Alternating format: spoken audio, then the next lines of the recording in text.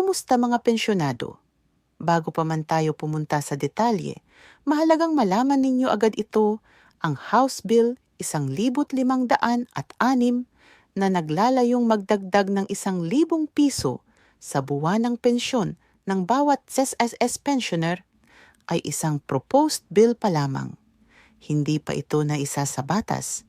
Ibig sabihin, wala pa itong opisyal na petsa ng implementasyon at hindi pa ito garantisadong pagpapasa sa Kongreso.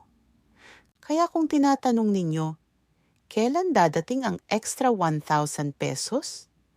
Ang tapat na sagot sa ngayon ay wala pa tayong eksaktong araw dahil nasa proseso pa ito ng deliberasyon sa Kamara de Representantes.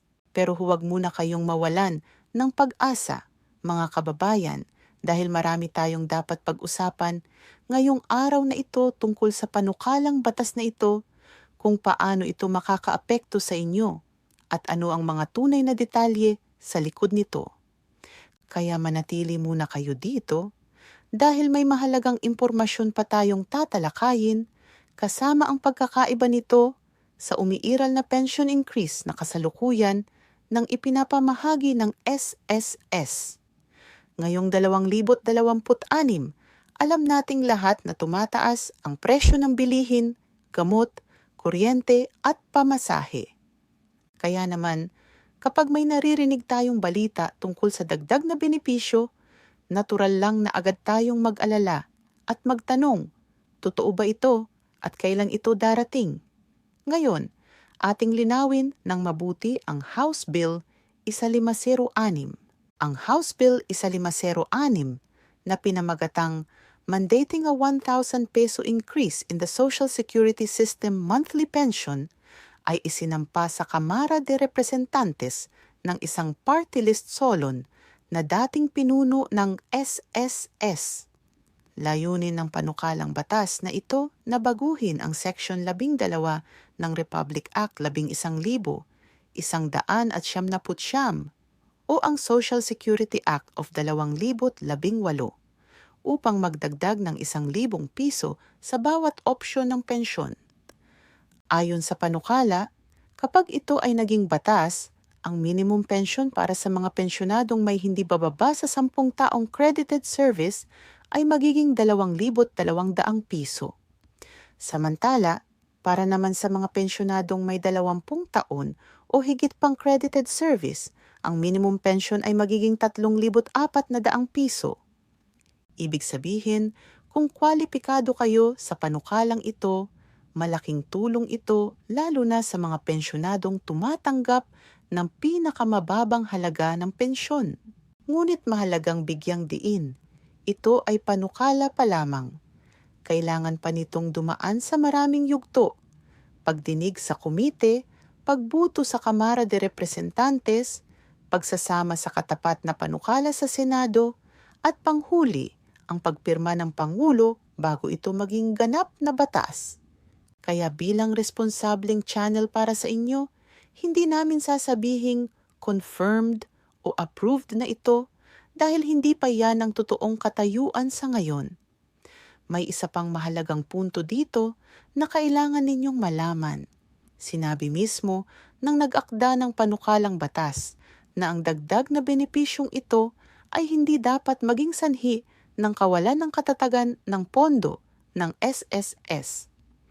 Ibig sabihin, kahit gustong-gusto nating dumating agad, ang dagdag na 1,000 piso, kailangan munang tiyakin ng Social Security Commission na kaya ng pondo ng SSS na suportahan ito nang hindi nasasaktan ang pangmatagalang katatagan ng sistema.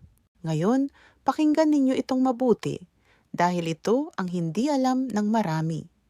Habang naghihintay tayo sa kapalaran ng House Bill 1506, mayroon ng kasalukuyang nagaganap na tunay at kumpirmadong dagdag sa pensyon at ito ay ang ikalawang tranche ng SSS Pension Reform Program. Huwag ninyong ipagkamali ito sa House Bill 1506 dahil magkaiba ang dalawa.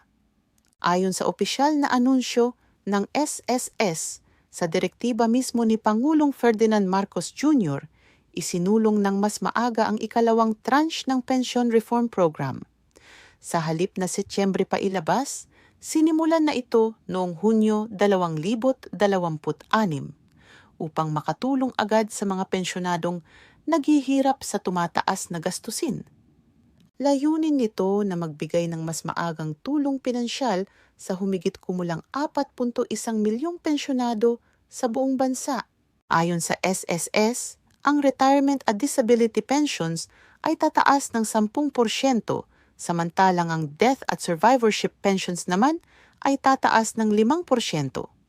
Sa kabuuan, mga 6.5 bilyong piso ang ilalabas ng SSS mula Hunyo hanggang Agosto 2026 bilang bahagi ng maagang implementasyon na ito. Gawin natin itong konkreto sa pamamagitan ng halimbawa. Kung ikaw ay retirement pensioner na tumatanggap ng 6,000 piso buwanang pensyon, ang karagdagang 10% pagtaas ay magdudulot ng humigit kumulang 600 piso na dagdag, kaya ang bagong buwanang pensyon mo ay magiging mga 6,600 piso.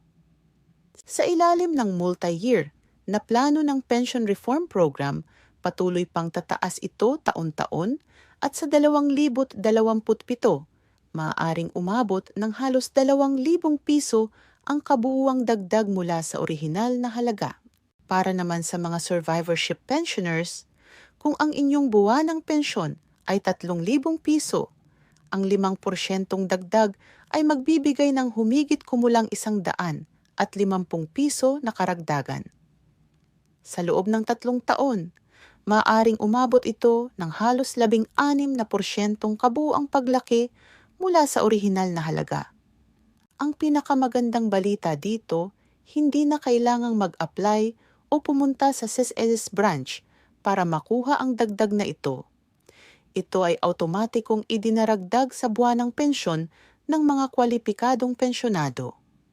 Kung ikaw ay kasalukuyang tumatanggap ng regular na retirement, disability o survivorship pension bago mag-Agosto 31, 2026, automatiko kang kasama sa adjustment na ito. Ngunit, mga kababayan, may mahalaga tayong dapat pag-usapan pagdating sa mga pensyonadong may loan o utang sa SSS. Marami sa inyo ang nagtatanong, kapag tumaas ang aking pensyon, mababawasan ba ito ng aking utang o penalty? Ang sagot ay depende sa inyong sitwasyon. Kung mayroon kayong outstanding pension loan, karaniwan itong dinededuct ng direkta mula sa buwanang pensyon bago pa man ito ilabas sa inyo. Kaya kahit tumaas ang inyong gross pension, ang aktwal na matatanggap ninyo ay maaaring hindi kasing laki ng inaasahan dahil dito sa clawback o offset na ito. Halimbawa, kung ang inyong bagong pensyon ay 6,600 piso pero mayroon kayong buwanang amortization na 500 piso para sa inyong pension loan, ang aktwal na matatanggap ninyo ay 6,100 piso lamang. Kaya mahalagang malaman ninyo ang inyong balense sa loan at maganda ring i-check ito sa inyong My SSS portal o sa pinakamalapit na SSS branch upang malinaw ninyong maunawaan kung magkano talaga ang inyong matatanggap kada buwan. May mahalagang detalye pa tayong tatalakayin ang tungkol sa Annual Confirmation of Pensioners o ang ACOP. Alam nating lahat na kailangang mag-comply ang bawat pensyonado sa taunang requirement na ito upang matiyak na patuloy silang tumatanggap ng kanilang pensyon ng walang abala. Kaya kung hindi pa kayo nakaka-comply sa ACOP para sa taong ito, huwag na huwag ninyong ipagpaliban ito dahil maaaring masuspend ang inyong pensyon kapag hindi na-verify sa takdang panahon. Ngayon, balikan naman natin ang House Bill 1506 dahil marami sa inyo siguro ang nagtatanong kung bakit kailangan pa ng ganitong panukala kung meron ng umiiral na pension reform program. Ang sagot dito ay simple lamang. Ang layunin ng House Bill 1506 ay tulungan lalo na ang mga pensyonadong tumatanggap ng pinakamababang halaga ng pensyon dahil kahit na may porsyentong pagtaas mula sa Pension Reform Program, ang mga pensyonadong tumatanggap lamang ng napakababang halaga ay maliit pa rin ang aktwal na naidadagdag sa kanila. Halimbawa, kung ang inyong kasalukuyang pensyon ay 1,200 piso lamang bago ang adjustment, ang 10% dagdag ay mangangahulugan lamang ng humigit kumulang 120 piso na karagdagan. Kaya naman, iminumungkahi ng House Bill 1,500 at 6 na sa halip na porsyentong batay lamang sa umiiral na pensyon. Magkaroon ng flat na 1,000 piso dagdag para sa lahat kasabay ng bagong minimum pension na 2,200 piso o 3,400 piso depende sa bilang ng taon ng serbisyo. Ito ang dahilan kung bakit importante ang panukalang batas na ito para sa mga pensyonadong may pinakamababang kita. Kaya kung sumasang-ayon kayo dito, hikayatin natin ang ating mga kinatawan sa Kongreso na suportahan ang panukalang batas na ito dahil sa bawat panukala, ang boses ng taumbayan ay mahalaga upang makinig ang ating mga mambabatas. Huwag naman nating kalimutan ang tungkol sa mga GSIS pensioners na nanonood rin ngayon. Habang ang House Bill 1506 ay tuon lamang sa SSS pensioners, mahalagang malaman ninyo na hiwalay ang inyong sistema at may sarili ring mga programa at panukala ang GSES para sa mga retirado at kasalukuyang pensyonadong gobyerno. Patuloy naming susubaybayan at ibabalita sa inyo ang anumang update na may kinalaman sa GSIS pension adjustments. Bago tayo magpatuloy, mahalagang paalala din tungkol sa scam. Ngayong may usapin ng dagdag na pensyon, madalas dumarami rin ang mga scammer na gumagamit ng pangalan ng SSS o GSIS upang manloko ng mga pensyonado. Huwag kayong magbibigay ng inyong personal na impormasyon, UMID number o bank details sa sinumang tumatawag o nagte-text na nangangako ng instant na dagdag na pensyon kapalit ng bayad o processing fee. Alalahanin ninyo, hindi kailanman hihingi ng bayad ang SSS o GSIS para sa anumang benepisyong nararapat sa inyo. Kung may pagdududa kayo, tumawag agad sa opisyal na hotline ng SSS sa 1455, ng GSIS sa 884747 o ng Bangko Sentral ng Pilipinas sa 87087-087 upang i-verify ang katotohanan ng anumang alok o abiso.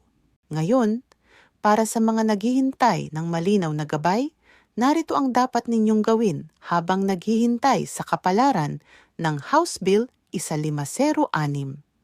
Una, tiyakin ninyong updated ang inyong impormasyon sa MyTuldok SSS portal kasama ang inyong bank account o e-wallet gaya ng Maya o GCash upang walang delay kapag dumating ang anumang dagdag na benepisyo. Ikalawa, sundin ang inyong ACOP schedule upang hindi mapigilan ang inyong regular na pensyon.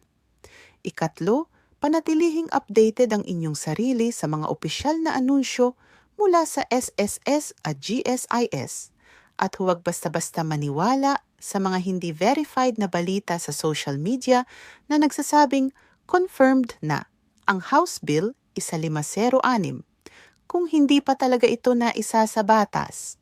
Mga kababayan, alam natin na hirap ang bawat pamilyang Pilipino ngayon dahil sa tumataas na presyo ng bilihin at gastusin.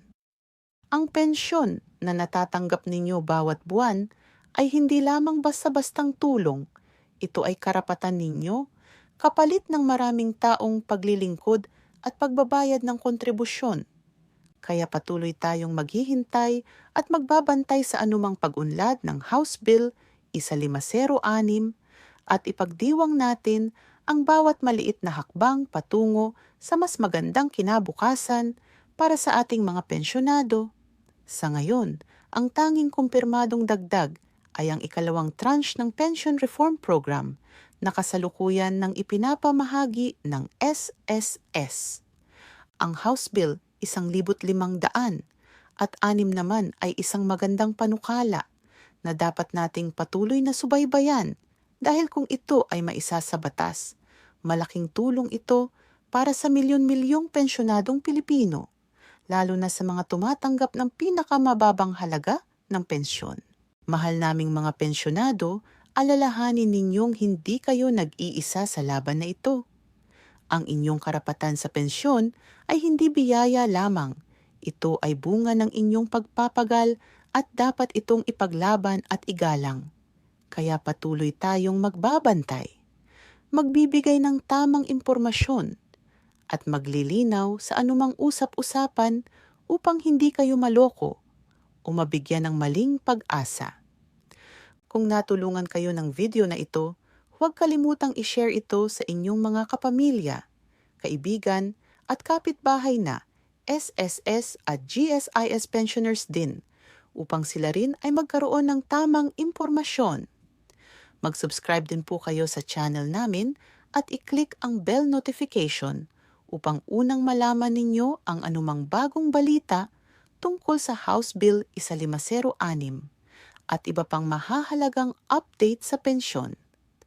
Maraming salamat sa panunood mga pensyonado. Ingat po kayong lagi at patuloy nating ipaglalaban ang karapatan ng bawat Pilipinong retirado. Hanggang sa muli.